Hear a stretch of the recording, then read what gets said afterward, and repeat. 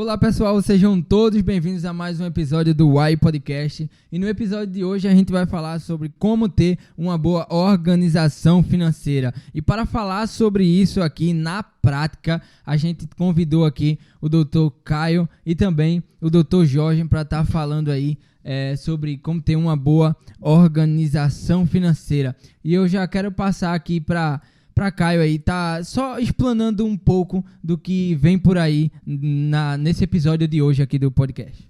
Excelente. Meus amigos, dos pilares mais importantes, não só do empreendedorismo, mas da nossa vida, é uma boa organização financeira. Então, o nosso porquê de hoje é como ter uma boa organização financeira. Como fazer com que esse tão importante pilar ele seja introduzido no nosso dia a dia, não é? Fazendo com que nós possamos ter a compreensão do que é a organização financeira e como fazer com que todos à nossa volta estejam engajados para ter essa boa organização, não é? Não adianta tentar ser organizado sozinho, até porque quando a gente faz, principalmente em casa, eu acho que todos aqui têm essa dificuldade. Eu tenho esposa, tenho 2 filhos, aí eu saio para poder passear com os meus pequenininhos, aí eles dizem, olha, eu tô querendo isso. Então você precisa ter a compreensão de quanto é que você pode gastar, daquilo que você recebe, do que você vai guardar para um investimento futuro, do que é que você está precisando agora, do que é que você não precisa. Olha, a gente conversa bastante, inclusive com o David, eu já fiz uma live com o David sobre organização e gestão financeira, mudando sua vida financeira em 2021. Eu acho que esse ano, 2021, é o ano para uma boa organização financeira. O ano passado, 2020, veio para mostrar que uma pessoa que não tem organização financeira, ela vai ficar para trás. Ela não sobrevive. Exatamente. Eu acho que hoje o nosso episódio é voltado para isso, para compreender como é que nós podemos, como é que nós fizemos para ter uma boa organização financeira, essa gestão financeira, e o que é que nós precisamos fazer, né, para que todos que estão nos assistindo possam compreender o quão importante é essa organização.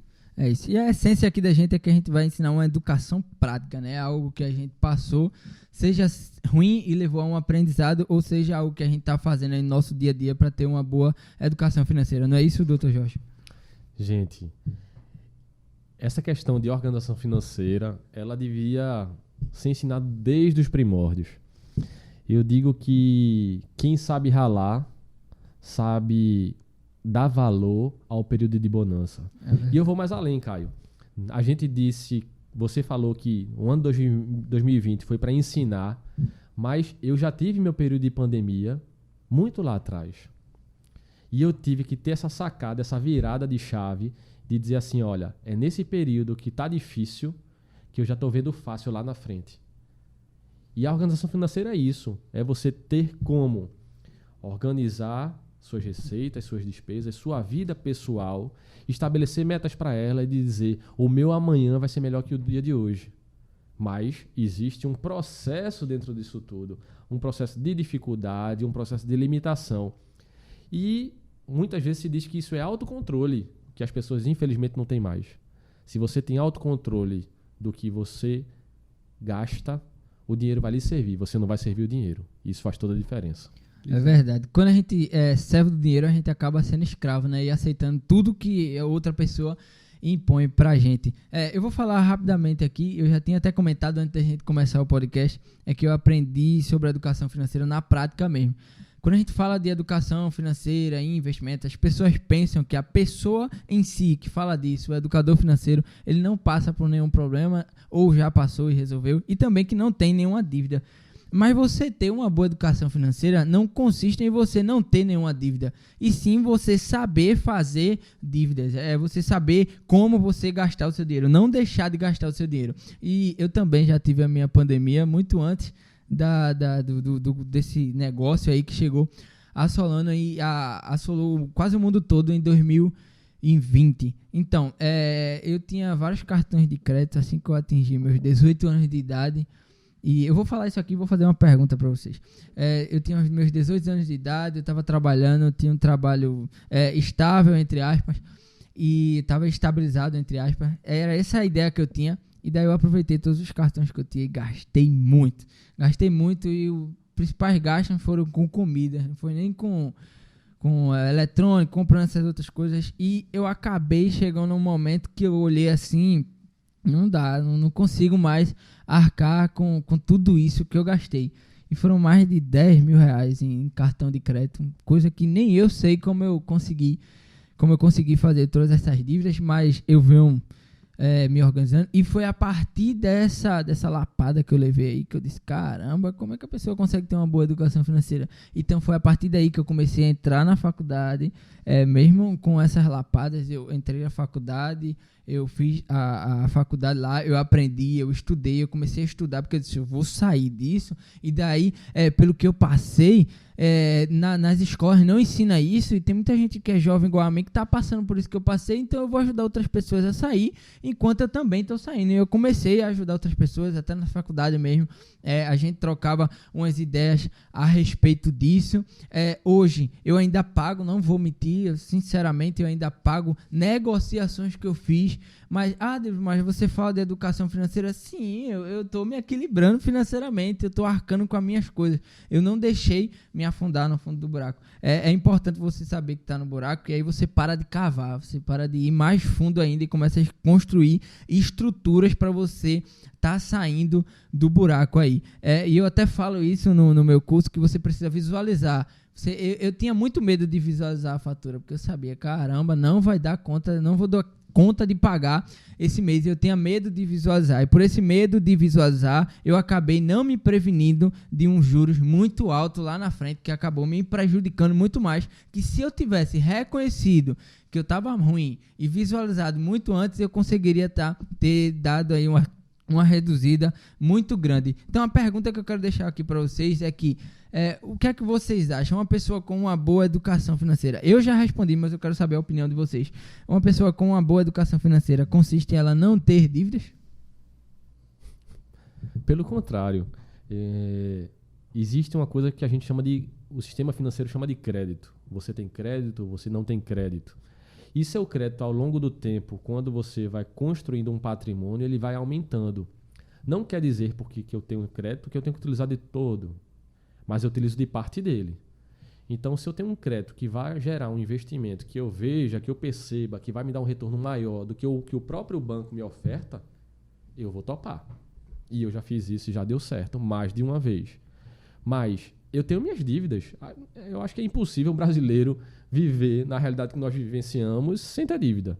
Eu tenho dívida, tem outras pessoas que tenho dívida em casa de praia, tenho dívida de outros imóveis que eu tenho.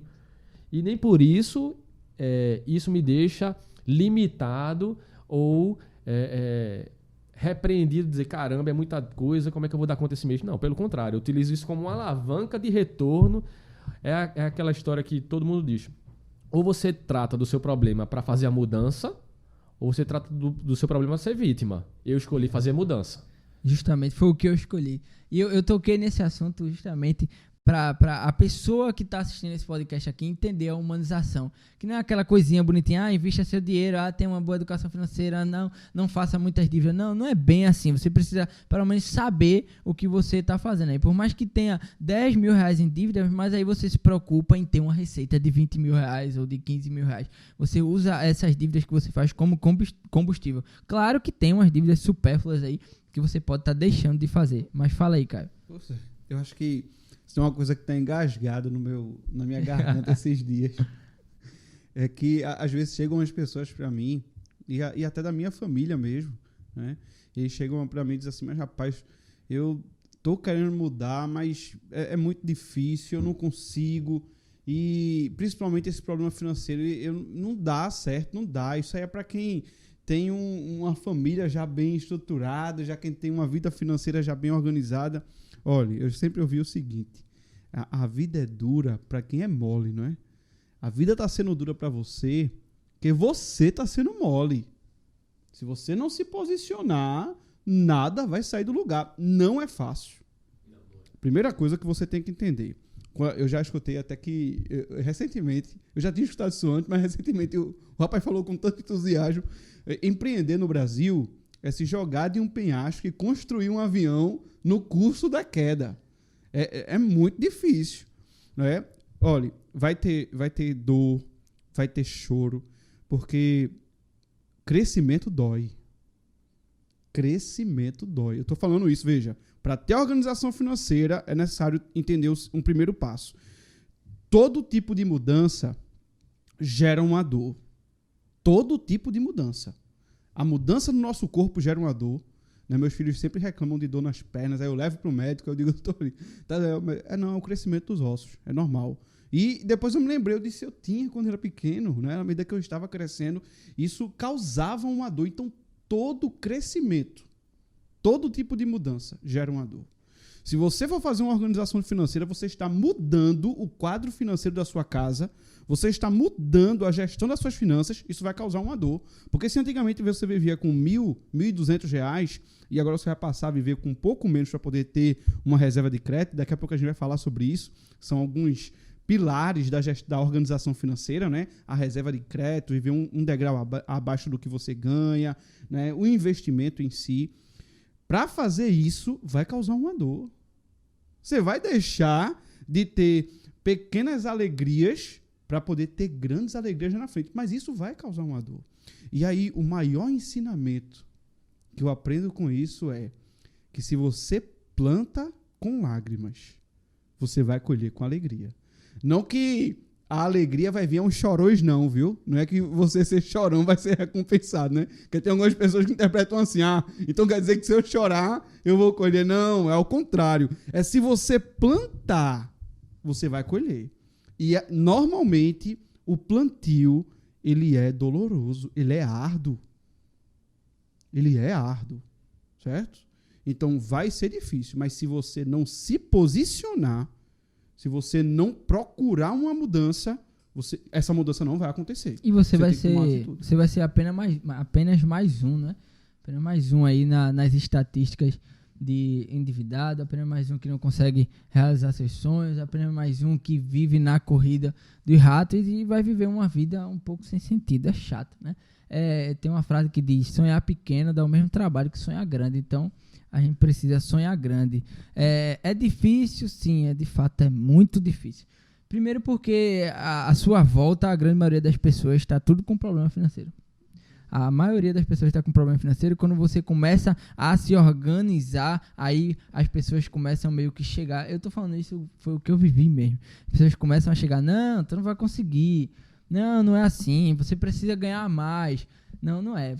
Para uma pessoa que não tem uma boa educação financeira, quanto mais receita, mais dívidas. Isso, então, é princípio da economia. Quanto mais eu ganho, mais eu gasto. Mais eu vou gastar. Se eu não tiver uma boa educação financeira. Caio falou bem aí, o crescimento, ele dói pra caramba mesmo. Você tem que estar disposto a pagar essa dor. E se não doesse, tava todo mundo bem. A gente não estaria nem falando isso aqui para ajudar a pessoa como se organizar financeiramente. Tava todo mundo aí no auge da sua vida e vivendo. Só que eu acredito muito no reconhecimento. Como eu falei, eu vou falar isso nesse podcast todinho, vou ficar até repetindo. Você precisa reconhecer que você não tá legal. É porque a gente tá, às vezes a gente tem um orgulho dentro da gente, tá? Independente, seja na educação financeira ou qualquer outra área.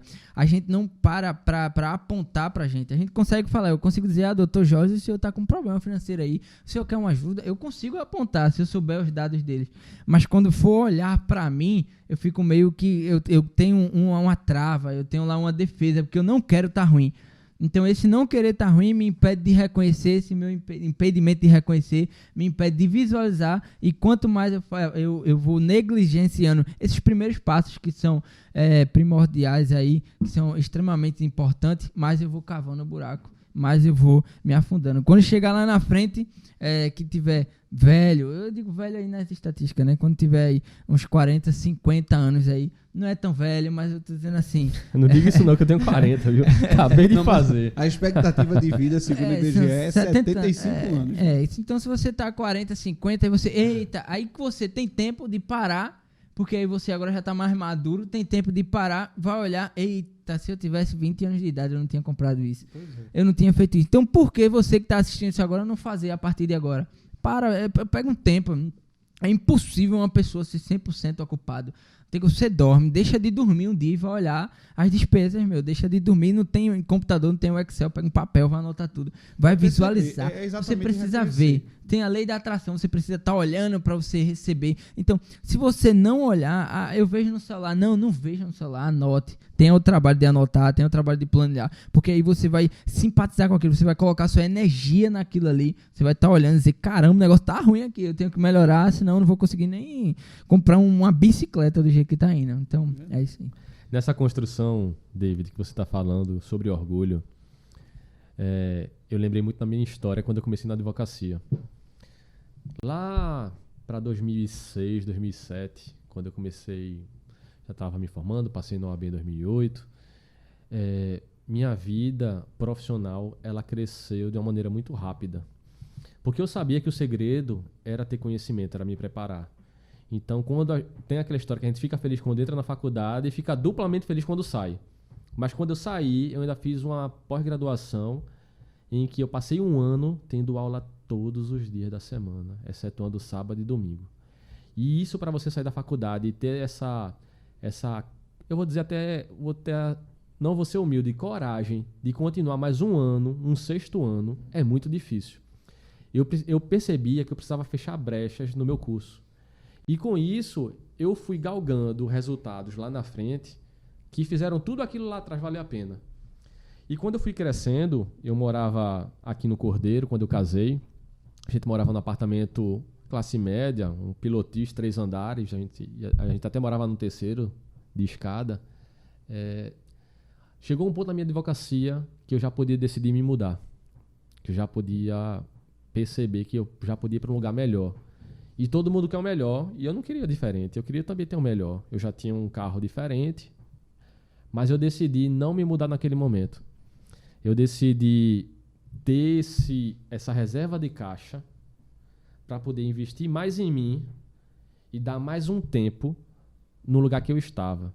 Só que aí veio um problema sério. Qual é o problema? O que você falou, orgulho.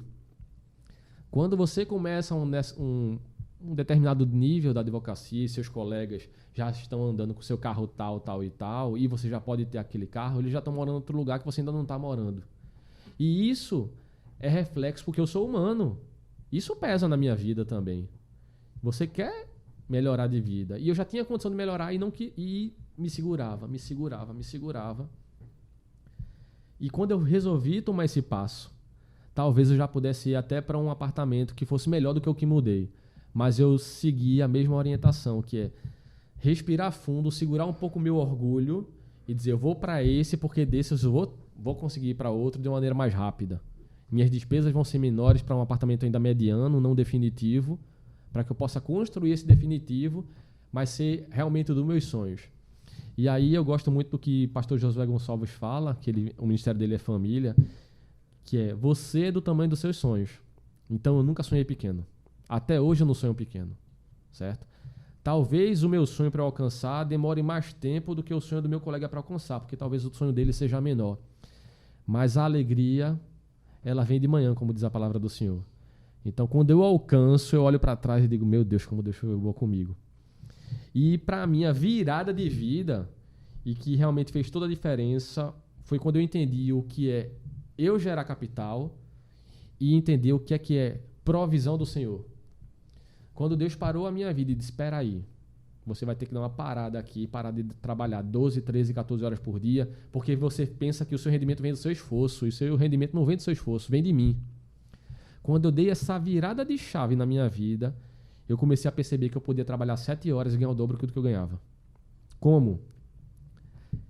Eu procurei me especializar. Eu procurei verificar quais são os problemas que dariam mais retorno e menos tempo meu, mas mais especialização. Começou a trabalhar mais inteligente, né? Exatamente. E quando eu comecei a trabalhar mais inteligente, a provisão veio do alto e eu pude ter coisas, e eu não falando do ter no sentido de, eu sou melhor ou pior do que ninguém, mas Deus vem me abençoando muito mais porque eu soube trabalhar o meu tempo em que hoje eu posso, no horário de almoço, eu vou para casa, eu almoço com meus filhos na mesa, a gente faz a nossa oração, conversa sobre o dia deles, eu volto para o meu trabalho, e não tem dinheiro no mundo que pague isso. Realmente. Então, Deus, quando deu essa virada em mim, de entender o que era provisão, do que depende do meu suor, claro que se eu não trabalhar, também não vai cair do céu, não. Não vai chegar uma feira na minha casa, não. Mas eu sei fazer hoje a minha parte. Existe um equilíbrio, fazer, né? Tento fazer ela, porque eu sei que a parte dele ele faz. O falho na relação sou eu, não é ele, não. Ele é perfeito. Então, quando eu entendi isso, Deus vem me abençoando assim, absurdamente. Absurdamente. Eu costumo dizer também, há muito tempo, desde quando eu ainda estava no colégio tradicional, é que eu sonho tão alto, mas eu sonho tão alto que se eu cair eu ainda estou alto. Porque o pessoal, eu sou muito... O núcleo de pessoas ao meu redor não pensa como eu penso. Teve um momento da minha vida que eu precisei me afastar de alguns amigos para justamente estudar. Porque eu disse, caramba, eu vou transformar a minha vida através do conhecimento que eu quero adquirir para mim. Eu usei a lei de compensação na minha mente. Quando eu tinha falta de alguma coisa, eu pegava essa falta e eu metia um livro no meio. Eu terminava de ler um livro, adquiria um conhecimento e acabava esquecendo isso. Quando os amigos chamavam no final de semana para ir para outro lugar, eu dizia que não tinha dinheiro. Mas aí era porque eu não queria ir mesmo. Eu já cheguei até a transferir meu dinheiro para uma conta na corretora que não dava para sacar no final de semana, justamente para eu não sair para gastar. Porque a gente que é jovem, a gente quer estar no meio do pessoal. É incrível. A gente quer estar gastando. A gente sai com R$50 e volta, gastou 150. Não sei como, mas a gente faz isso. A gente sai com R$50 no débito, gasta R$150 no crédito. E daí no outro mês você está pagando um negócio que não está nem dentro do seu corpo mais. Você comeu o negócio, não está mais nem dentro com você e você gastou aquele dinheiro e está pagando. Então, essas saídas minhas, eu vi que ela não estava só me prejudicando financeiramente, mas também mentalmente. Eu estava ficando muito preso a isso. Eu dizia, eu tenho que ganhar mais para fazer isso, eu tenho que ganhar mais para fazer aquilo. Aí eu disse, caramba, acho que não é bem assim não. Partiu de mim mesmo, tá? Não peguei nenhuma inspiração de ninguém, não vou mentir. A maior inspiração, como eu falei, foi eu mesmo. Foi eu me prejudicar e eu ver que eu não queria aquilo para minha vida no futuro. Eu quero ser o número 1 em tudo que eu faço. Eu quero ser o melhor, vou ser o primeiro milionário da minha família, como eu falo. E isso vem através de muito estudo. As pessoas às vezes não entendem, tá? E às vezes eu olho para alguns amigos meus que estão no mesmo lugar. Ele pode estar até assistindo esse vídeo aqui, mas a verdade tem que ser dita, que estão no mesmo, não que eu tenha atingido um sucesso, claro, não é isso, mas eu digo no mesmo lugar intelectualmente. A liberdade financeira, ela começa na sua mente para depois ir para o seu bolso. Se você não tem uma boa liberdade na mente, se você não tem um conhecimento de como tratar o seu dinheiro, não adianta. Não adianta. Por quê? Porque, Caio, se você tem aqui uma dívida de R$100 mil, você não é uma pessoa que investe em conhecimento e você não tem uma liberdade mental aí em relação ao dinheiro. Isso também vem colado aí com sua parte espiritual, com sua intimidade com Deus, como o Jorge aqui falou, da provisão de Deus. Então, se você não entende isso, acredita que Deus ele vai prover, não vai deixar o filho mendigar o pão, né? Você não precisa fazer muita coisa, não tem conhecimento, você tem essa dívida de R$100 mil, e eu pegar aqui agora, lhe dar R$100 mil, qual é a pergunta, a resposta que você acha que a maioria das pessoas vai fazer? O que é que eles vão fazer com esses R$100 mil? Rapaz, antes de tudo, eu queria dizer que eu estou até um pouco constrangido, porque vocês são muito organizados, bicho. Jorge se controlou o tempo todo até comprar algo. Você se controlou. Não vou sair mais. Mas eu tenho um problema, certo? Eu sempre digo lá em casa que eu tenho esse vício de... Quando eu dizia assim, rapaz, eu não vou ser tão sonhador não. Eu tenho um sonho, mas eu sou um cara muito de ação. Se eu ficar só... Rapaz, eu vou fazer isso... Não, já fiz. eu já meto o pé. Eu não tenho... Às vezes eu não tenho freio. Eu até... comento com os colegas, vocês já ouviram isso, né? Eu digo, olha, comecem às vezes dar um limite. Ei, calma, peraí, deixa a gente resolver isso, daqui a pouco a gente resolve isso, porque senão eu fico maquinando o tempo todo o que fazer, e quando eu vejo que eu estou muito parado, eu meto o pé e vou fazer. Não tem essa muito de dar volta para ficar... Eu acho que quem sonha demais se torna um sonhador. E eu sempre tive essa concepção. Você precisa parar de sonhar muito e começar a balancear isso. É sonhar e agir. Sonhar e agir. Sem ação, não sai do lugar. E eu não sou tão organizado não, tá? Eu parei disso aí porque realmente o negócio estava ruim. Foi a necessidade mesmo. Sabe por que eu disse isso? Porque assim, eu estagiei aqui no estádio Farias e Rocha. Jorge lembra. Depois do estágio, eu disse assim, eu preciso ganhar mais. Então, como estagiário, não dá. E eu quero noivar, eu estava namorando na época, com Mirella já, aí eu disse, vou noivar, então eu preciso sair daqui e vou abrir um negócio para mim. Meus pais sempre foram empreendedores, né? Meu pai trabalhava e minha mãe já vendia algumas coisas, vendia lanche na época, e eu ajudava ela nisso. E eu ficava muito feliz, porque sempre que eu ajudava ela, no final de semana que ela vendia muito, ela me dava uma parte do dinheiro para eu comprar um brinquedo. Então isso me motivava. Eu sempre tive, desde criança, essa ideia de recompensa pelo meu trabalho, sabe? E esse é até um ponto importante, porque os pais precisam cultivar nos filhos a ideia de serem empreendedores. Eu sei que eu tenho 2 filhos, tenho Laura e tenho Matheus. E eu sempre quero ver eles futuramente com uma boa profissão, certo?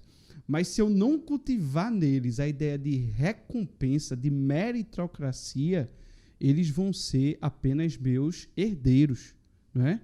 E eu quero que eles sejam meus sucessores. Eu quero que eles pensem também como empreender, qual é o jeito certo de empreender, porque eu não tive muito desse conselho. Meus pais me davam, olha, não pode ser assim, mas nunca chegavam para mim e diziam, olha, tem que ser assim, assim, assim, tem regras, tem esses princípios. E o que foi que aconteceu? Quando eu saí do estágio, que eu fui abrir uma empresa, 1 ano depois eu quebrei essa empresa. Por quê? Porque apesar de ter toda a motivação, apesar de ter know-how, conhecimento sobre onde eu estava empreendendo, eu não tinha organização financeira. Vocês viram que tudo volta ao tema origem central. É. Tudo volta ao início. É necessário ter organização financeira, gente. Se você não tiver, você quebra. E eu aprendi quebrando a cara. Em outras palavras, me permite. Eu me lasquei primeiro para poder compreender que aquilo era importante. Mas o que foi que aconteceu logo em seguida? Eu não criei uma organização, eu criei medo. Eu disse, eu não posso deixar mais isso acontecer, porque eu já estava casado quando eu quebrei a ótica que eu tinha. Então eu disse, eu não posso mais deixar isso acontecer, porque eu sofri um aperto muito grande. Então, chegou o final de semana que eu não tinha dinheiro nem para sair, né? Eu não tinha dinheiro para poder pagar um táxi na época, eu não tinha Uber ainda. Aí eu disse, eu não posso mais viver, eu não posso mais passar por isso. Então, eu preciso ter estabilidade. Aí foi quando a minha compreensão, veja, eu saí de uma situação extremamente ruim para mim, que foi a quebra da empresa, mas a minha mentalidade ainda não desenvolveu o suficiente para o empreendedorismo. Ela evoluiu para uma organização. Eu disse, a partir de hoje, nunca mais eu vou passar por isso. Então, eu passei a guardar mais meu dinheiro. Mas onde é que eu guardava? Uma parte em casa e uma parte na poupança. Veja o meu conhecimento de finanças, viu? Uma parte em casa, uma parte na poupança. E era pouco, eu reservava um pouco desse dinheiro, não reservava um valor fixo. Muitas vezes era o que sobrava. Outro ponto negativo para uma organização financeira. Então vamos lá, eu reservava pouco e do que sobrava.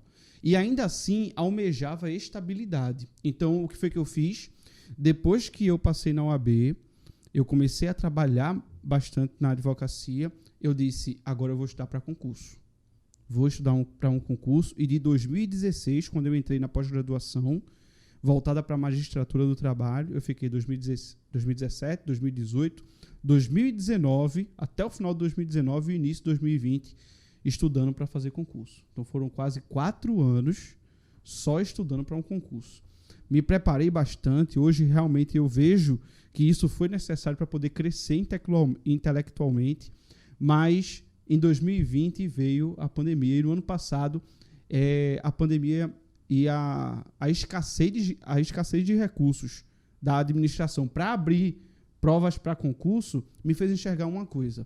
Eu disse, todo o meu esforço, todo esse tempo, eu poderia estar gastando minha energia e impondo minha energia em alguma coisa que me traga um retorno, não imediato, mas que possa ser escalável, que possa ser, eu possa ampliar com o tempo. E o que é que eu vou fazer? Sem que a dependência esteja em uma terceira pessoa. Exato. E aí foi quando eu estudei empreendedorismo que eu disse, agora sim eu tenho uma visão do que foi quando eu aprendi margem de contribuição, ponto de equilíbrio, a diferença entre ativo, passivo e a compreensão da necessidade da reserva de crédito, que já era olha, há muito tempo, a gente já estava conversando aqui antes, para você ter ideia, a sabedoria bíblica, ela nos mostra a história de José. E José, ele foi o filho de Jacó, ele recebeu um sonho de Deus em que ele se colocaria no topo. Deus deu esse sonho a ele. Mas por inveja e por ciúme dos seus irmãos, ele foi escravizado, vendido e foi trabalhar numa casa de um homem chamado Potifar, que por conta de uma situação com a esposa dele, o José foi colocado na cadeia. Depois disso, José foi chamado para interpretar o sonho. Eu estou encurtando a história aqui para que vocês possam entender como é que funcionou isso, para que todo mundo que está também nos vendo, nos ouvindo, possa compreender. José foi interpretar um sonho e o que foi que o faraó disse? Eu tive um sonho em que eu via 7 espigas magras que consumiam 7 espigas boas. E depois o sonho se repetia, em que eu via 7 vacas magras que consumiam 7 vacas gordas. E José disse, o que vai acontecer, faraó, é que você vai passar 7 anos de fartura aqui no Egito e logo depois se instalará 7 anos de fome. Primeira coisa que eu aprendo com a história de José sobre finanças, ter previsibilidade.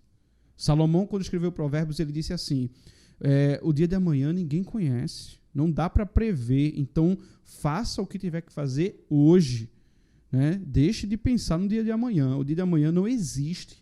Então, a primeira coisa, tenha previsibilidade, você não sabe o que te reserva amanhã. Então, ser prevenido, ter prevenção em relação à área financeira é muito importante. E como é que eu tenho? Existem alguns princípios, né? Eu acho que David vai falar melhor disso. Essa ideia de viver um degrau abaixo e da reserva, agora não da reserva que eu fazia, que era em casa ou na poupança, tá certo? Mas qual seria aí essas orientações, quais seriam os pilares das primeiras noções de organização financeira? Só para complementar ainda na tua história aí, antes de eu responder isso, você não respondeu a minha pergunta também, mas só para eu deixar mais claro para o pessoal que a liberdade, antes de começar no bolso, ela começa na mente. Eu lembro que você tinha conversado comigo a respeito da tua história lá com a empresa que você abriu e faliu, e eu lembro que você falou que o faturamento era bom, o dinheiro que entrava era bom. Então não era por problema de mercado nem de faturamento, era porque realmente você começou a ferir a entidade, porque você não tinha esse conhecimento. Eu paguei meu casamento com o dinheiro da outra. Tirei tudo, tirava grande investimento. Fui investir, eu disse, não, vou pagar com a outra. E assim, realmente... Então, entende que não é necessário mais dinheiro. O problema não é que você ganha pouco, não é que você não tem um salário digno, assim, entre aspas. Entendeu? O problema é que você não tem conhecimento. O problema é que você não tem uma liberdade mental a respeito disso. Porque hoje mesmo, eu não tenho uma liberdade financeira que eu almejo ter, que eu estou construindo para ter. Mas hoje eu não ligo muito para dinheiro. Não vou mentir, eu falo isso sem mentir.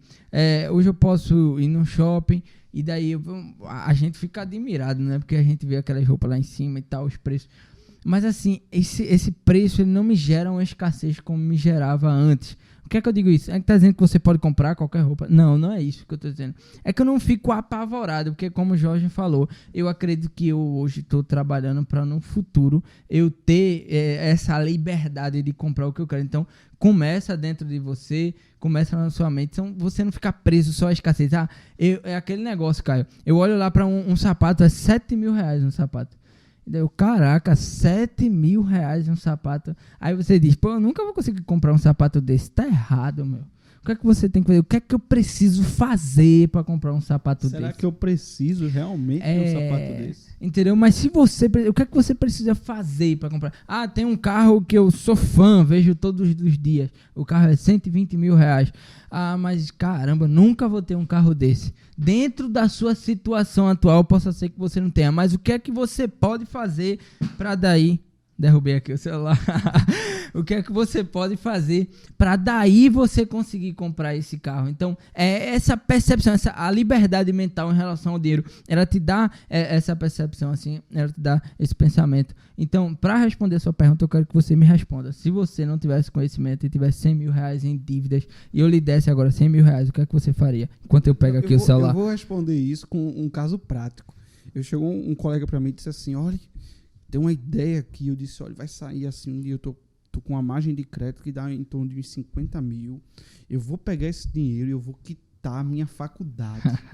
Por quê, Caio? Porque eu quitando a minha faculdade, eu não vou mais me preocupar com o pagamento de parcela. Então, o que eu iria investir na parcela, o que é que eu vou fazer? Eu vou agora investir em outras coisas e eu vou ter a minha margem. O que é que você acha? Eu disse, você está errado. Justamente. Uma pessoa que ela não tem um conhecimento, ela se receber os 100 mil reais, ela vai pagar as dívidas. Ela vai pagar as Mas dívidas. pensa, e se ela pagar as dívidas, mudou alguma coisa na vida dela? Ela agora é uma pessoa que não tem nenhum empreendimento, não investe em nada, só que sem dívidas. Essa só é a única diferença. Aí se ela fez essa dívida de 100 mil reais e ela não investiu em conhecimento, o que é que impede dela fazer mais uma dívida de 100 Não, mas a minha esposa perguntou assim, Caio, mas não tá certo não tem que pagar a dívida. Eu disse assim, esse é o pensamento de todo mundo. Só que se você continuar realizando o pensamento de todo mundo, fazendo o que todo mundo faz, ou pelo menos tendo as mesmas condutas, você vai ter sempre os mesmos resultados, que é nada no final. Então imagina, eu até expliquei para ela, eu disse assim, imagine se você pega os 50 mil, desses 50 mil você investe em um determinado fundo imobiliário, uma parte, em outra você investe em um negócio. Rapaz, depois... eu vou embora, já tem um consultor financeiro aqui, eu vou embora. Não, é sério. Aí eu disse a ela, Bela, não precisa de muita coisa, eu chamo ela de Bela. Bela, não precisa de muita coisa não, imagina abrir uma barraquinha, um espetinho. Desse espetinho, vamos dizer que tu gasta 3 mil com ele. Vamos dizer que você tem uma dívida de 5. Com 3 mil, você tem 5 mil. Se você não pagar a dívida e investir no espetinho, você vai ter uma renda todos os meses e essa renda vai pagar essa sua dívida. Quando essa dívida se extinguir, você vai continuar com a renda. E ainda vai continuar com 2 guardado ou investido, que é a melhor maneira. Você precisa o certo é investir o dinheiro para conseguir pagar a dívida e sair aí de um ponto A para o ponto B. Você é a lei multiplicar. A lei da multiplicação. Para acabar, amortizar a dívida. Porque dívida sempre vai ter, como o Jorge falou. Você vai sempre ter dívidas de alguma coisa, mas você vai ter. Então, o importante é ter também, na medida que eu tenho diversas fontes de dívidas, criar diversas fontes de renda. E eu vou passar para o Jorge aí, mas antes eu quero responder a tua pergunta. Como que a gente pode aí estar se preparando, né, para o futuro em relação às finanças? Falando de uma pessoa física comum, uma pessoa normal, ela tem aí que fazer, na teoria, a sua reserva de emergência. O que é essa reserva de emergência? Eu acredito que não precisa nem explicar, né? O nome já está dizendo reserva de emergência. É para uma possível emergência ou uma oportunidade que você tiver na vida. Como é que você faz essa reserva de emergência? Você precisa, sim, antes investir em conhecimento para entender que primeiro você se paga e depois você gasta esse dinheiro. Você não começa a se pagar, você não guarda o que sobra do que você gastou. E sim, você gasta o que sobra do que você guardou, do que você investiu. Então, se você começa a ter aí um percentual do seu salário mensalmente, pega esse percentual, guarda na sua conta corrente, a princípio, coisa bem básica, e você vai criando esse hábito de se pagar primeiro, porque tem muita gente aqui que trabalha para outra pessoa, que é CLT, nada contra isso, tá? Mas tem muita gente que trabalha, só que a pessoa não tem dinheiro, ela paga o cartão de crédito, mas ela não se paga, ela não está construindo para o seu futuro, e está aí se espelhando no INSS, né? Coisa que ela nunca vai receber com essas novas normas. Eu não quero tocar nesse assunto, mas... Não fale do INSS, pelo amor de Deus. Mas, então, você precisa entender que você tem que cuidar do seu eu do futuro. E como é que você faz isso? Simplesmente separando um percentual seu do dinheiro que você recebe e guardando. Como é que você pode guardar isso? Na sua conta corrente. Tradicionalmente, se você quer fazer algo mais, você abre uma conta numa corretora de investimento, coisa muito simples. hoje existe o Google, você pode colocar lá no Google, simplesmente corretora de investimento, vai aparecer inúmeras corretoras com taxa zero, você transfere seu dinheiro para lá tranquilamente, é seguro, e você começa a comprar uns títulos públicos, não tem o que fazer, você começa a comprar uns títulos públicos, você está emprestando dinheiro ao governo, o governo vai, você está ajudando o seu país a pagar dívidas, e você vai receber esse dinheiro aí com determinados juros em cima dele, por mais que seja pouco, mas a depender do título que você escolher, você vai estar protegendo o seu dinheiro da inflação. É muito melhor do que você guardar o seu dinheiro em casa, num colchão, né? Porque aí não tem proteção da inflação, não. Essa é uma das formas de você fazer uma reserva de emergência para o seu futuro. Aí a pessoa pensa, caramba, eu tenho tanta dívida que não dá para eu tirar um dinheiro primeiro para mim, para depois pagar a dívida. Aí vai ficar faltando. Então, já que você é doutrinado a pagar dívidas, eu falo isso até no meu curso, se você é doutrinado a pagar dívidas, use isso a seu favor. Faça o seguinte, crie uma conta no banco, acredito que eu até falei isso por cá, crie uma conta no banco digital, gera 12 boletos de R$30, 12 boletos de R$15, pouco, R$50, não sei a sua situação, e coloca esse boleto no meio dos seus pagamentos mensais. Acredito que uma pessoa não paga as contas no dia 1, no dia 2, no dia 3, no dia 4, no dia 5. Tem um dia certo no mês de pagar as contas. Pelo menos eu acredito que pelo menos essa sanidade a pessoa tem, né? Tem um dia de pagar as contas, 1 ou 2 vencimentos no mês. Então, coloca lá o teu boleto no meio. E daí o que é que você vai fazer? A sua mente é acostumada a pagar dívidas. Você já vive nesse pagar dívidas. Então você veja você como uma dívida. Não é errado não. Você vai ver o seu investimento como uma dívida. E quando você olhar, pega o cartão da conta digital, joga no lixo, quebra esse cartão. Quando você olhar no final do mês, você vai ter lá um dinheiro bom. Você vai ter um 14º salário. E daí você vai entender, caramba, isso realmente funciona. Ou seja, eu consigo dominar o dinheiro se eu quiser. Então, por que eu tô falando isso? Para você entender que é possível. Se você não conseguir fazer, faz com R$1, meu. Você vai ter R$12 em dezembro.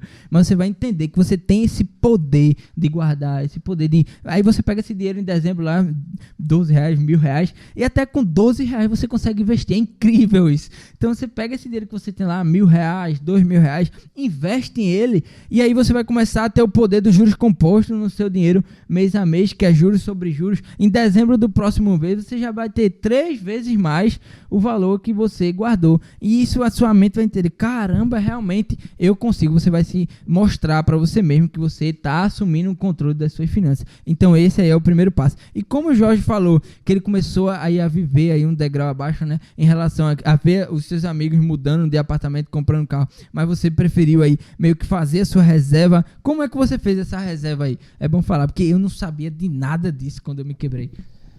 Todo mundo se quebra, né, David? É. Eu também teve meu momento de quebradeira. Eu venho de uma família humilde, só que meus pais sempre me oportunizaram a educação. Eu não vivia a vida que meus colegas viviam na sala de aula, mas eu tinha a mesma instrução intelectual que todos tinham dentro da sala. Então, o que me salvou foi ter esse ímpeto de me agarrar à educação, ao que eu recebia no primeiro, no segundo e no terceiro grau. E eu lembro, certa vez, a gente estava num colégio em Olinda, que não existe mais, que era o colégio atual, que era um colégio realmente diferenciado lá, e um certo amigo nosso tinha que sair para uma festa, e a gente pediu carona para ele, porque a gente não tinha condições de pagar um táxi, um ônibus, porque era muito tarde, e a maneira mais prática para a gente ir para a festa, e todo mundo queria ir, era uma carona, e ele deu. Só que, cara, eu lembro como se fosse hoje, a gente ia para olhar as meninas bonitas, mas não perdia o nosso amigo de vista. Porque se ele fosse embora e deixasse a gente, e aí? Como é que ia ser? Então, você ia voltar lá das Graças até o Janga a pé, ou pegar um busão, que a gente, naquela época, tinha um por noite, que depois de meia-noite, naquela época, só tinha um busão. E a gente dizia, velho, como é que a gente vai poder namorar as meninas e tirar esse cara da vista, bicho? Aí a gente disse, sabe de uma coisa? Se revezar. Eu vou logo das meninas, não consegui a tua vez, tu não consegue, quem vai sou eu e tal. Mas nessa empolgação das meninas bonitas, cadê o cara? O cara foi embora, velho. E aí, você falando de educação de guardar, eu guardava R$10 de 15 em 15 dias na minha carteira. Então eu tinha esse dinheiro como a minha emergência. Quando não tinha ninguém para recorrer, essa grana era que me salvava. Isso com meus 17, 16 anos de idade. E o cara desapareceu. E a gente, o que é que a gente faz? O que é que a gente faz? Não tem dinheiro. Eu digo, caramba, eu guardava ele todo dobradinho no bolsinho menor que existia para eu nunca lembrar dele, mas eu sabia que se eu precisasse era ali a minha folga, né? E eu disse, eu tenho dinheiro. O meu amigo olhou assim para mim, Alexandre, tu tem o quê? Tu tem dinheiro? Eu digo, tenho dinheiro aqui, a gente vai voltar de táxi, estamos salvos. A educação financeira, ela vem de uma história também. Eu tenho a minha história, você tem a sua, Caio tem a dele. E eu sempre aprendi que para viver o muito e dar valor ao muito, a gente tem que passar pelo pouco. Eu tenho uma preocupação muito grande com meus filhos têm 8 e 5 anos, de não dar tudo o que eles querem, mas dar tudo que se pode ser dado para aquela faixa etária. Teve Dia das Crianças em 2020 e meu filho me pediu um brinquedo que está muito acima do que uma criança de 8 anos precisa ter. Não é que ela pode, é o que ela precisa. E eu disse, filho, é o seguinte, para tu comprar o teu brinquedo, tu tem R$70. Escolhe o brinquedo, mas o limite é esse. E aí meu filho ainda não entende muito, só tinha 7 anos na época, fez 8 esse ano. Ele não entendia muito o que é que eu queria dizer com isso, mas eu queria mostrar para ele que ele tem limite. Porque se eu, como pai, não impor limite para a vida financeira do meu filho, a vida também não vai impor. E quando impuser, vai ser doloroso. Seria a pior forma. Eu também lembro outra recordação que eu tenho para esse meu filho mais velho, é que eu fui na casa de um amigo meu, e lá ele tinha umas motos, que a bateria que você aperta com o pé e ela começa a andar. Era uma rua de barro. E eu achei aquilo assim extraordinário. De caramba, eu vou comprar isso para Caio de todo jeito. Saí, fui pesquisar preço, achei, olhei para ele, aquele brinquedo olhou para mim e eu disse, eu não vou comprar. Sabe por que eu não vou comprar? Porque meu filho não sabia nem andar de bicicleta. Por que é que eu vou comprar um carrinho motorizado para o meu filho que nem aprendeu ainda a suar e a cair da bicicleta e já vai ter um carrinho desse motorizado? E aí eu decidi não comprar. E decidi comprar sim uma bicicleta para ele. E ele teve que cair e ainda vem caindo e aprendendo para poder dar valor às coisas. Ele nem sabe dessa história. Talvez um dia eu conte essa história para ele e para os filhos dele, para os meus netos. Mas eu entendi desde muito cedo que pela falta dos planos que eu tinha para mim, dos meus desejos como garoto, como adolescente, é que eu dou valor às coisas hoje. Porque as coisas, minha gente, não caem do céu. A gente precisa trabalhar muito para chegar onde a gente quer chegar. Muito. E trabalhar muito não é trabalhar demasiadamente, nem é trabalhar 20, 22 horas, 14, 15 horas por dia. Eu não estou falando disso. Eu estou falando trabalhar de que inteligente, né? Trabalhar inteligente é fazer com que o dinheiro ele reproduza, e ele tem como fazer isso, como você acabou de apresentar para a gente aqui, de maneira acadêmica, porque essa história eu não sabia, eu soube isso levando porrada a todo custo, a todo momento, e a vida foi me ensinando isso. Então, para o dinheiro ele poder gerar os resultados que você quer que ele gere, você precisa também pulverizar ele. Se eu só tenho uma fonte de renda, eu vou viver, entre aspas, escravizado dessa fonte de renda. Se ela esgotar, eu não tenho para onde ir. Quem tem uma fonte de renda não tem nenhuma, né? Quem tem duas Boa, tem uma. Gostei. Vou E guardar assim- essa para mim.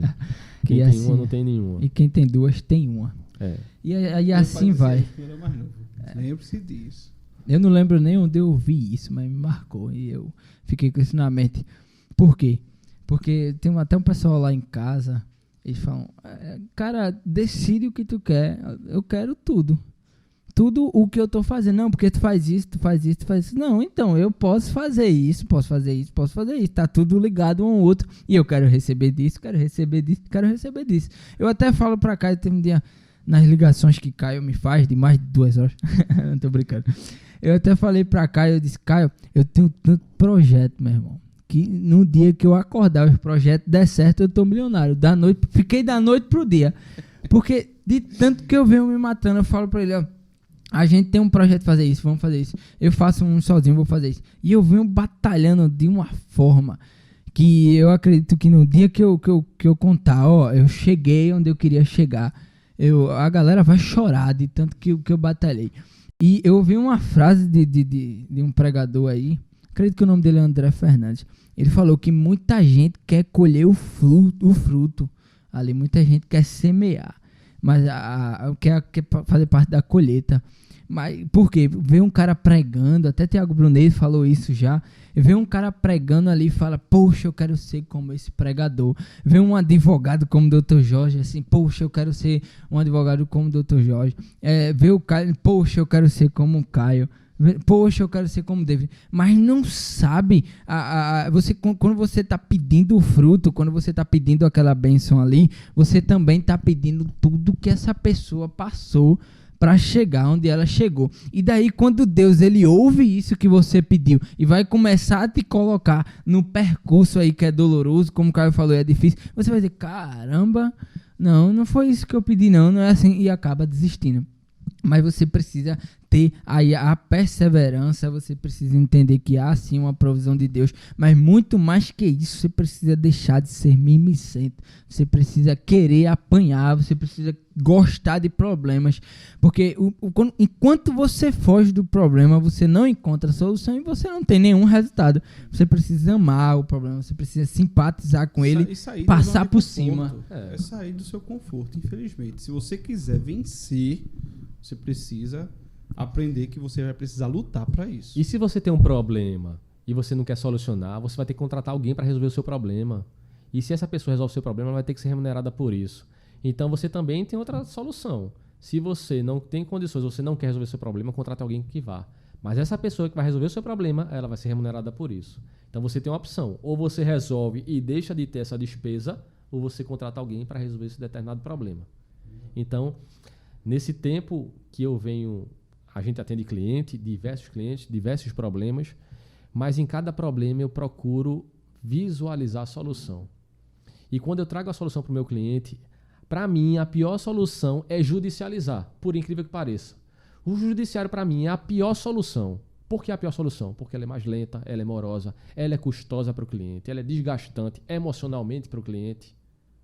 Então a gente tenta sempre dar a solução em que o judiciário pode até se vislumbrar e, como a gente diz tecnicamente, homologar aquela solução, aquele acordo, aquele termo transacional, o que seja.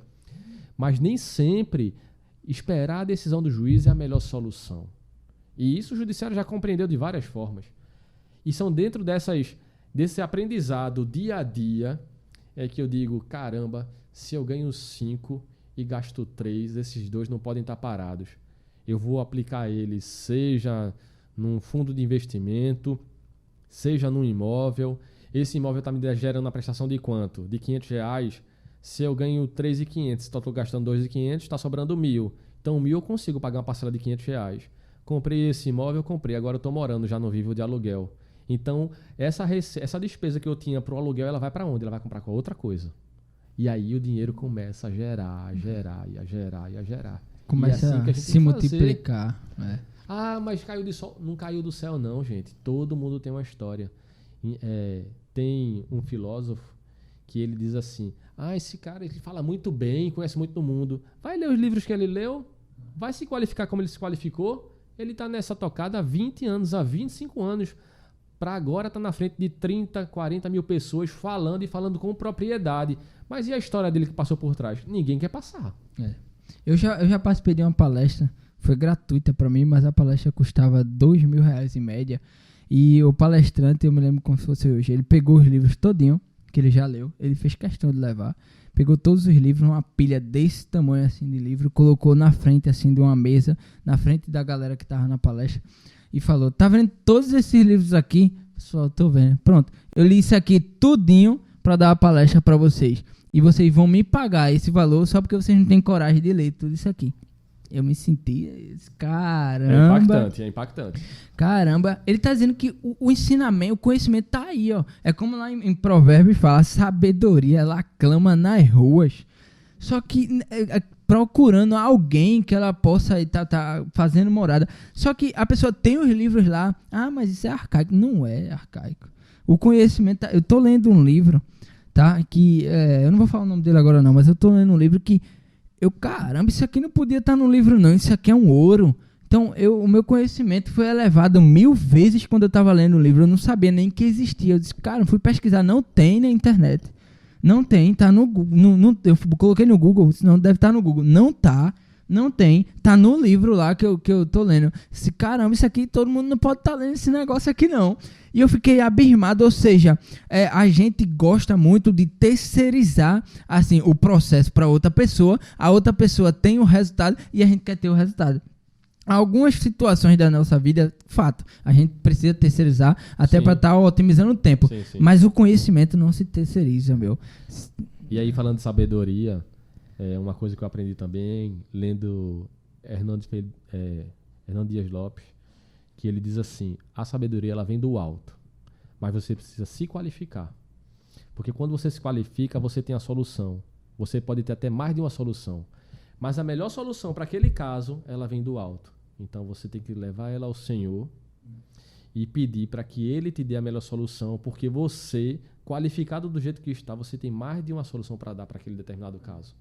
Então, meu sogro diz assim, Jorge, você foi treinado para tudo que falar contra você, você já saber dar a resposta, retrucar. Por quê? Porque são 5 anos de faculdade, pós-graduação, estudo contínuo. Então, de fato, eu sou qualificado para isso. Mas o que sai da minha boca é que eu peço para ter sabedoria. Então, é o que sai que faz toda a diferença. Não é só o que entra, sabe? Mas qualificação, pelo amor de Deus. A gente tem que buscar isso todo dia. É todo um processo. Você que está aí assistindo esse podcast, está aqui pegando a visão de nós três emprestada, né? É aquele negócio, se você quer subir uma montanha, é muito melhor ouvir quem já está lá em cima e vendo como é que tá a montanha, porque aí você sobe com mais força, você tem mais energia, né? A gente tá emprestando a nossa visão aqui para você, e como o Caio já quebrou, como eu já tive uns momentos ruins na minha vida, como o Dr. Jorge também já precisou ficar aí de carona, deixou até umas meninas passar por causa disso. Faz parte. Então, você tá aí meio que reduzindo uma parte do processo da sua vida. Por quê? Porque a gente já tá contando aqui para você como é que é dificultoso quebrar, qual é o problema. Então, você já sabendo desse problema, se isso ainda não aconteceu com você, você tem agora o poder de prevenir-se para não cair nesse buraco aí, para não se afundar desse jeito. E a única contribuição que eu gosto de pedir aqui a você é deixar o like nesse bendito vídeo aí e também se inscrever no canal se você ainda não é inscrito. A gente não gosta muito de estar fazendo isso não, tá?